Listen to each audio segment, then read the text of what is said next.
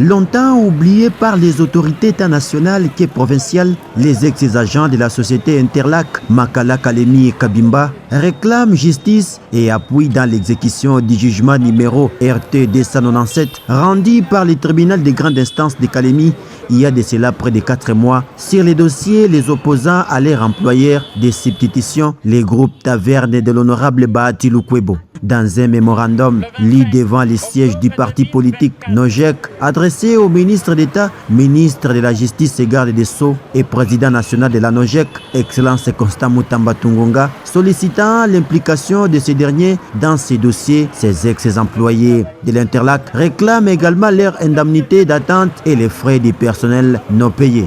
Nous, ex-agents Interlac, Makala, Kalemi, Kabimba, venons solliciter auprès de votre instance l'appui dans l'exécution de notre jugement RT 297 rendu depuis le 8 mai 2023 au tribunal de grande instance de Kalemi contre notre employeur de substitution, groupe Taverne de l'honorable Bahati Lukwebo, lequel jugement impose à ce dernier de nous payer correctement nos décomptes finaux conformément aux accords signés avec notre ancien employeur groupe Enderbert Cement. L'exécution du jugement fut empêchée par l'introduction du certificat de non-exécution à la cour d'appel de Kalemi par la partie adverse, nonobstant la présence de notre certificat de non-dépôt au greffe de la requête. Étant indigents et vu la précarité de notre vie, nous sommes incapables de répondre présentement aux formalités judiciaires dans le cadre de l'appel incidentiel à la cour d'appel de Kalemi.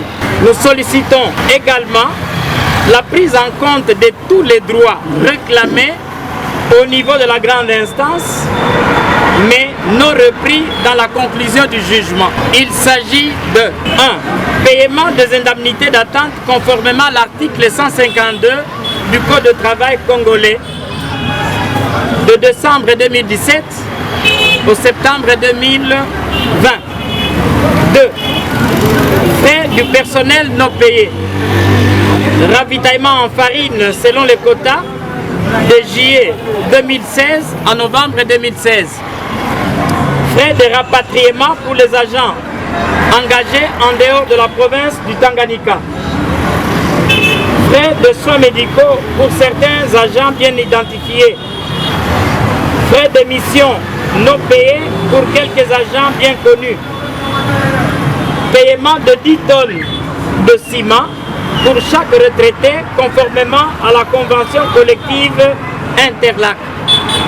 D'après l'interfédéral de la Nojek Tanganyika, Kyungumunganga Léon, qui a réceptionné la copie de ces mémos, ce message sera transmis à qui des droits et une solution spontanée sera trouvée, car, dit-il, l'actuel ministre de la Justice prône sur une justice équitable, saine et sans discrimination. Je pense, moi, en tant que président fédéral, je suis représentant de l'autorité morale au niveau de la province. Je vais faire le tout possible pour transmettre votre message à qui les droits. Je pense que vous aurez peut-être la suite dans quelques jours. Merci. Et bientôt là, Excellence lui-même sera ici avec nous dans la province du Tanganyika. Je pense que j'ai bien reçu votre message.